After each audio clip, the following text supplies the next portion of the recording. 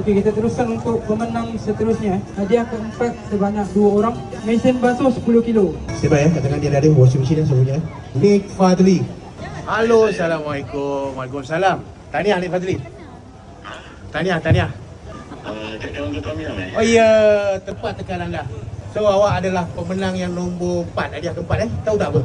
Fadli memenangi washing machine 10 kilo. Untuk pemenang nombor 2 Nombor 2. Bismillahirrahmanirrahim. Washing machine satu dah jalan, satu dah pergi. Nama dia Wan saja. Ada tak? Wan. Halo. Assalamualaikum. Ni siapa cakap ni? Okey Wan tahu tak daripada panggilan daripada mana? Pandai.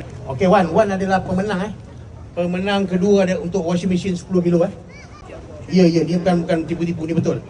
Boleh datang sini. Wan dekat mana? Di mana sekarang? Kucai. Kucai dekat lah. Kita ajar dalam move terus buat balik lah. Okey, datang sekarang. Terima kasih, tahniah dan hati-hati memandu. 2 pemenang washing machine habis soalan Untuk pemenang kedua. TV 55 inci Saya set kotak semua. Mana kotak semua? Alhamdulillah. Okay, terus Bella. Halo, Assalamualaikum.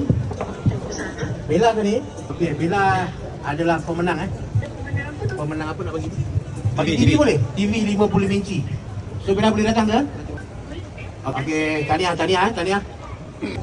Okey, pemenang kedua 02503. King Zaki. Halo. Ni King Zaki ke? Dia pernah makan tu kawanku punya tempat ke? Dia ada itu beli tu colek punya, you beli punya kan? Ya. Okey, you ada itu winner, itu hadiah lah. Boleh mari di mana duduk? Kalang. Okey, thank you. Tahniah. Alright.